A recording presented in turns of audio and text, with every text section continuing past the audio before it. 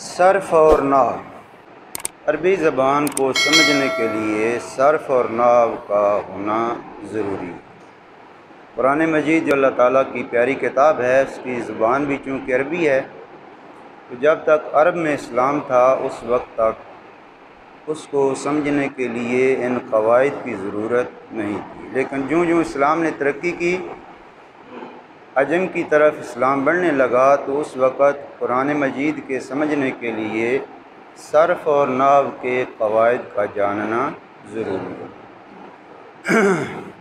تاریخ صرف و نحو میں یہ بیان کیا جاتا ہے کہ حضرت علی المرتضیٰ رضی اللہ تعالی عنہ سے چند قوانین نحو کے منقول ہیں، لیکن علم صرف پر جو باقاعدہ کام ہے اس میں سب سے پہلے جس نے صرف اور نحو پر کام کیا ان کا نام ہے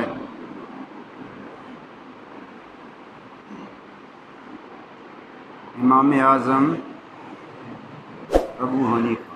سب سے پہلے انہوں نے نحو پر مشتمل ایک کتاب لکھی تھی جس کا نام ہے المقصود۔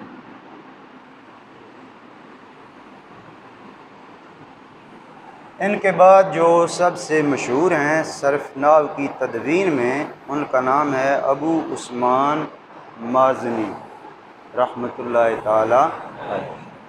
تو فقہ کی طرح نحو میں بھی سب سے اول حضرت امام اعظم ابو حنیفہ، پھر امام اخفش، سیبویہ، انہوں نے نحو اور صرف پر بے شمار کام کیا۔ دوسری اور تیسری صدی سے صرف اور نحو کے قوانین پر کام شروع ہو چکا ہے۔ تو ابتداً صرف اور نحو جدا جدا نہیں تھے، صرف بھی نحو میں ہی، یعنی صرف کے قواعد بھی نحو میں ہی شامل کیے جاتے، ان کو علیحدہ علیحدہ تدوین نہیں کیا جاتا تھا، صرف اور نحو ایک ہی شمار کی جاتی۔ پھر جوں جوں ترقی ہوتی گئی تو صرف اور نحو دو حصوں میں تقسیم ہوئی، اور پھر صرف کا ایک اور حصہ بھی جسے کہتے ہیں علم الاشتقاق، یہ علیحدہ کر لیا گیا، یعنی تین علم بنے، صرف، علم اشتقاق اور صرف اور اشتقاق دونوں ایک طرح کی ہیں، ملتے جلتے ہیں۔ اشتقاق کا معنی ہوتا ہے ایک لفظ سے کئی صیغے نکالنا، اور صرف میں بھی یہی بیان کی جاتا ہے صیغے بنانا۔ تو صرف اور نحو ابتداً ایک جیسے تھے، یعنی ایک ہی علم کے تحت داخل تھے، پھر ان کو جدا جدا کر کے صرف علیحدہ علم بنا دیا گیا اور نحو کو علیحدہ علم، دو علم۔ صرف اور نحو میں بیسیکلی چند اختلافات ہیں۔ جی، جو پہلا اختلاف ہے وہ یہ ہے کہ صرف میں لفظ مفرد میں بحث کی جاتی ہے، ایک لفظ میں بحث کی جاتی ہے، جبکہ نحو میں مفرد نہیں بلکہ مفرد میں بھی ہوتی ہے اور مرکب میں بھی۔ صرف میں اور نحو میں دوسرا اختلاف یہ ہے کہ صرف کے ایک لفظ میں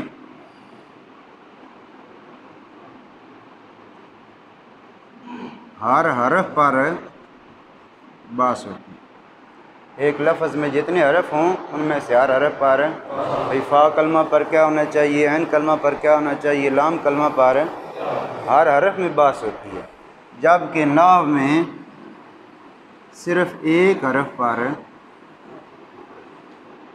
جو آخر میں آتا ہے، جسے محل اعراب کہتے ہیں، آخر میں، جیسے زید میں زا پر بحث نہیں ہوگی، یا پر بحث نہیں ہوگی، صرف دال پر بحث ہوگی۔ دال محل اعراب ہے اور اس کے اوپر جو زبر زیر پیش آئے اسے کہتے ہیں اعراب۔ تو یہ دونوں میں اختلاف۔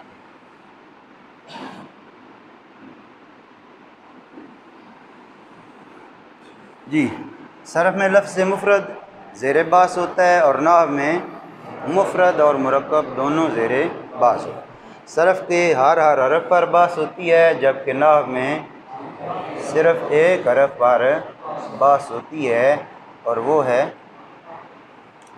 جی، کلمہ کی تین قسمیں ہم نے پڑھی ہیں، اسم، فعل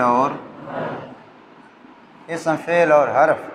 صرف میں عموماً اسم اور فعل، اسم اور یعنی فعل سارے ہیں اور اسم کے چند ایک جو قسمیں ہیں ان پر بحث ہوتی ہے، جبکہ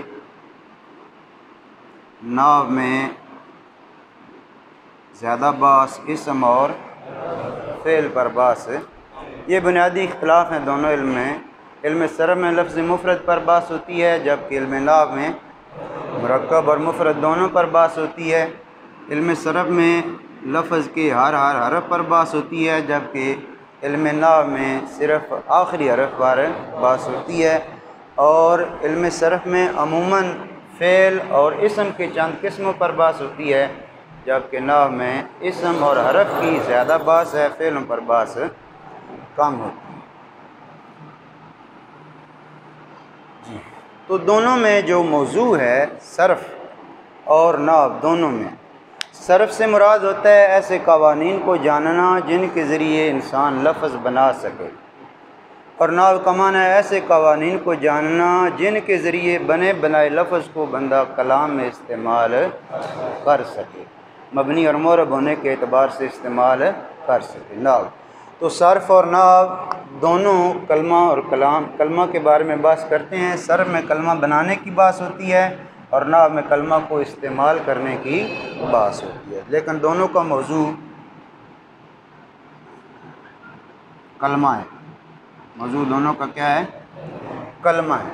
صرف کا موضوع بھی کلمہ ہے اور نحو کا موضوع بھی، اور نحو کے موضوع میں ایک چیز زائد ہے، وہ ہے کلمہ بھی اور کلام۔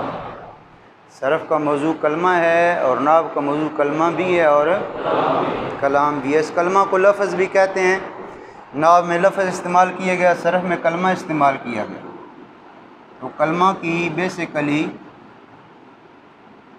کتنی قسمیں ہیں؟ 3۔ کلمہ کی ابتداءً کتنی قسمیں ہیں؟ 3، اسم، فعل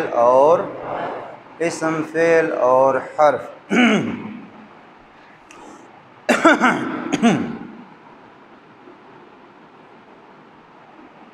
پہلے صرف میں فعل آتا ہے۔ فعل کی اقسام، اچھا ہوں رٹا تو لانا کو نہیں، میں شارٹ وچوں نکلنا تاں صرف مکمل لانی جی۔ اسم، فعل اور حرف۔ فعل کی تقسیم پھر کئی اعتبار سے کی جاتی ہے۔ چلیں جی فعل پر ہم بحث کریں گے۔ فعل کی تقسیم کے اعتبارات۔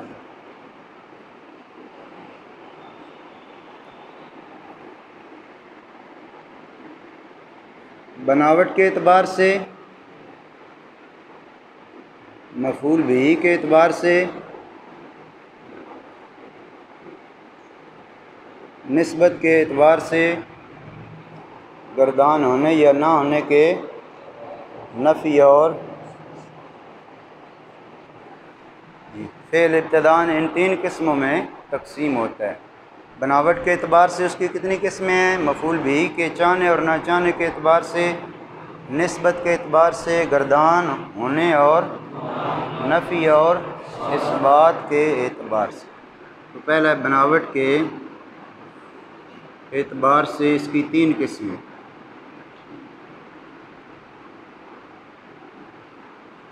ماضی، مضارع، امر۔ ماضی، مضارع، امر۔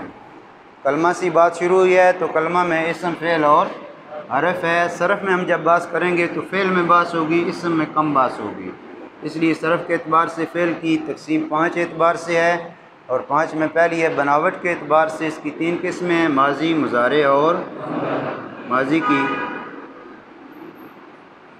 پھر 2 قسمیں معروف اور، چلیں آگے چلیں، مضارع کی بھی اور امر کی بھی 2 قسم، ماضی مجہول، ماضی معروف، مضارع معروف، مضارع امر معروف اور امر مجہول۔ مفعول بھی کے اعتبار سے بھی 2 قسمیں ہیں، نسبت کے اعتبار سے بھی 2 قسمیں، گردان ہونے اور نہ ہونے کے اعتبار سے بھی نفی اور اس بات کے اعتبار سے بھی ہر اعتبار سے دو قسمیں، مفعول بھی کے چاہنے نہ چاہنے کے اعتبار سے لازم اور متعدی۔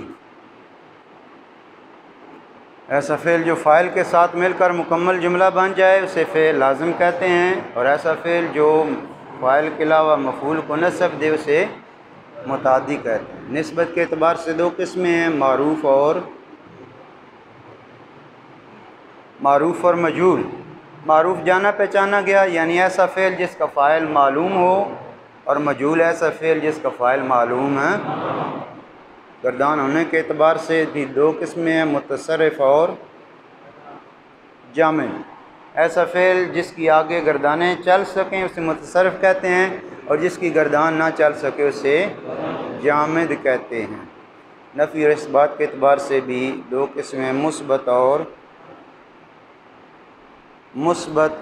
منفی۔ مثبت وہ جس سے پہلے حرف نفی نہ ہو، اور منفی وہ جس سے پہلے حرف، جیسے ینصر مثبت ہے کہ منفی، اور لا ینصر جی عصا فعل جامد ہے، ناصرہ فعل متصرف ہے، کیونکہ ناصرہ سے مضارع ینصر، امر انصر جی نہیں، لا ینصر، اور اس کے علاوہ ناصر اسم فاعل، منصور اسم مفعول، سارے اسماء بھی آ رہے ہیں اور سارے افعال بھی آ رہے ہیں۔ جی معروف، ضرب زید، زید کو مارا گیا، معروف ہے مجہول، مارنے والا نامعلوم ہے، اور معروف ضرب زید عمرا، زید نے عمر کو ضرب، فعل معروف کیونکہ اس کا فاعل معلوم ہے۔ متعدی کی مثال ضرب زید، اور لازم ذهب زید، ذهب فعل، زید اس کا ایسے مفعول کی ضرورت نہیں ہے۔ جی آگے ماضی مضارع اور امر، ماضی مضارع اور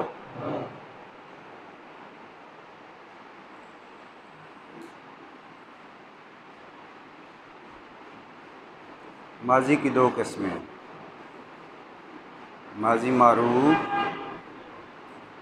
اور ماضی بنانے کا طریقہ۔ ماضی معروف ہر شے مصدر سے بنتی ہے، مصدر کا معنی نکلنے کی جگہ، وہ کلمہ ہے جس سے اسماء اور افعال بنائے جائیں اسے مصدر کہتے ہیں، جس کی اردو ترجمہ میں نا اور فارسی میں دان یا تن آ جائیں، دان یا تن آ جائیں، اسے مصدر کہتے ہیں، اس سے ہم نے بنانا ہے ماضی معروف۔ معروف کیسے بنتا ہے؟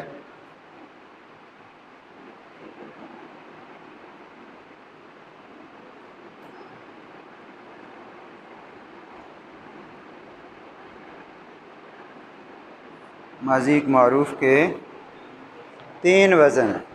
کتنے وزن ہیں؟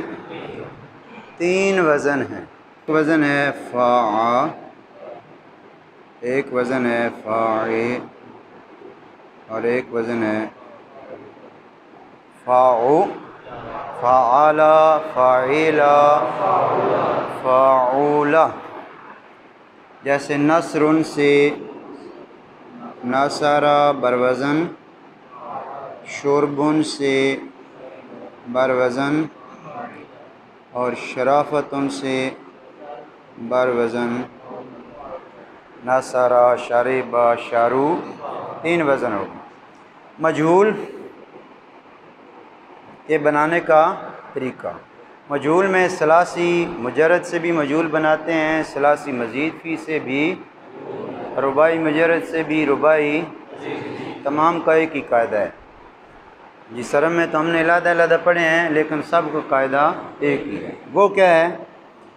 ما قبل آخر جو ہوگا اس کو کسرہ دیں، آخری حرف سے جو پہلے والا حرف ہے اسے، اور آخری حرف کو فتحہ دیں، ما قبل آخر کو کسرہ اور آخری حرف کو، اور اس کے علاوہ جتنے متحرک حروف ہوں انہیں ضمہ دیں، اس کے علاوہ جتنے متحرک حروف ہوں ضمہ دیں۔ جیسے مثال دیکھ لیں، ثلاثی مجرد سے ہم بنا رہے ہیں، یہ معروف ہے، اسے ہم نے مجہول بنانا ہے، کیا کریں گے؟ ما قبل آخر صاد ہے، اس کو دیں گے آخری حرف پر فتح ما قبل آخر پر، اور اس کے علاوہ متحرک حرف ایک ہی بچا ہے، کون سا؟ نون ہے، اسے ضمہ دیں، کیا بن گیا؟ نصرہ۔ کیا بنا؟ نصرہ۔ یہ ثلاثی مجرد ہے۔ مزید فی میں چلے جائیں، تقبل، اس سے ماضی مجہول بنائیں، کیا کریں گے؟ آخری پر فتح ہے، ما قبل آخر کو، اور اس کے علاوہ متحرک حرف کتنے ہیں؟ ضمہ دے دیں، کیا بن گیا؟ تو قبل۔ اس سے آگے چلے جائیں،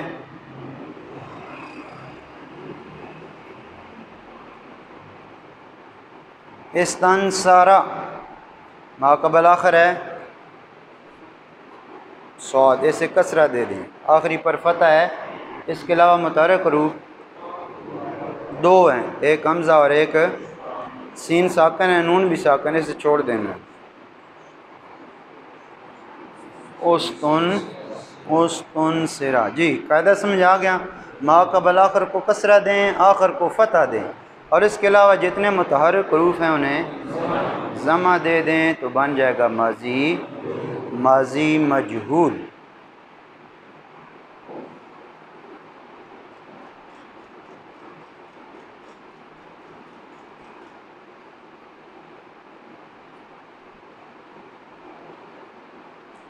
سالوی ماضی مجہول کے بن سی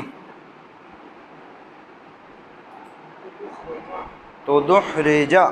جی ما قبل آخر کو کسرہ دیں، متحرک حروف کو ضمہ دیں، تو بن جائے گا تو دحرجہ۔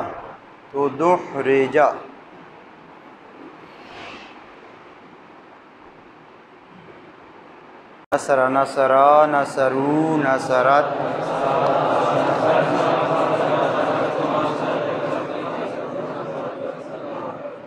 نصرتو،